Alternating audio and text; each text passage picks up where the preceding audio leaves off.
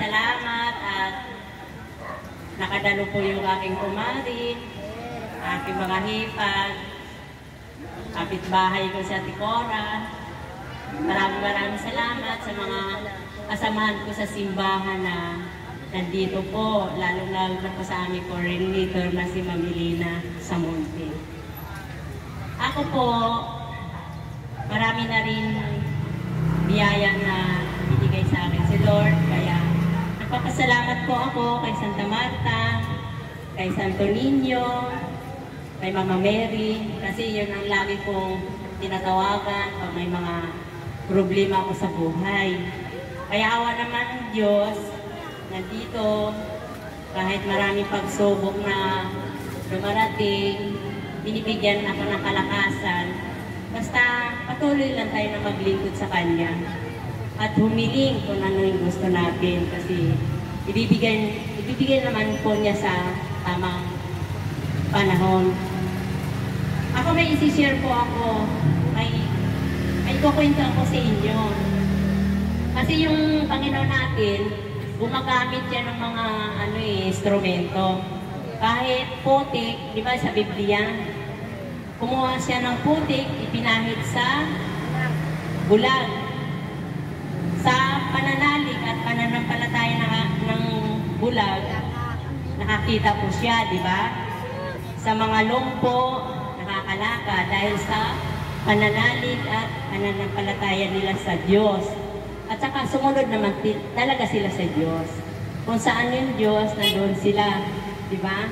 Kung saan yung Diyos, sinusundan nila. Minsan nga, nauuna pa yung mga tao sa kanila nung sumakay siya ng bangka kasi ang daming ang tao na pinapagaling niya.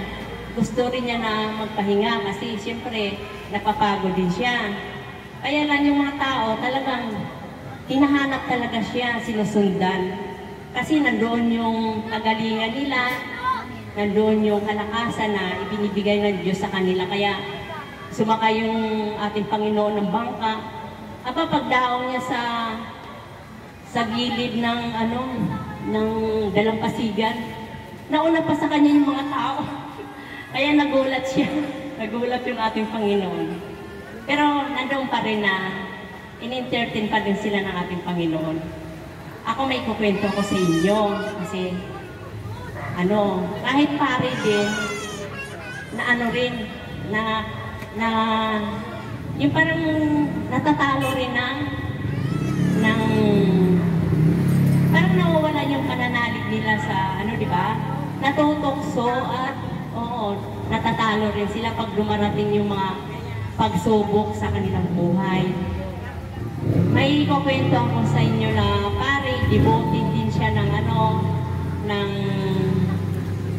sa umaga, kanina umaga na santo. San Antonio de Padua. Kasi pag sa Martes kasi, yung mga debosyon kasi araw-araw may mga debosyon sa simbahan. Pag Martes, sa umaga, San Antonio de Padua, may hawak din siyang bata. Santo Niño din yung hawak niya. At saka may hawak din siyang yung parang bola, yung mundo, di ba? Yung Santo Niño natin may hawak-hawak na di ba? Yung mundo. Tapos may cross din. Di ngayon, yung pare sa Mexico, devoted siya ng San Antonio de Padua. Ngayon, araw-araw siya nagro-rosaryo, nagdadasal. Kaya lang, nung time na nagkasakit siya, siya yung inatake, siya nalumpo. Sa pagkalumpo niya, naka-wheelchair na lang siya. Kaya ganun pa rin. Sige pa rin yung niya kay San Antonio de Padua, nananalig siya, napagagalingin siya, na makakalakad siya uli. O ngayon, araw-araw ganun yung ginagawa niya. Dumating yung time na parang nanghihina siya. Nanghihina siya sa pananampalataya niya. Oo, nanghinawa na siya. Parang napapagod na siya kasi matagal na nga, hinihiling niya ng makalakad siya.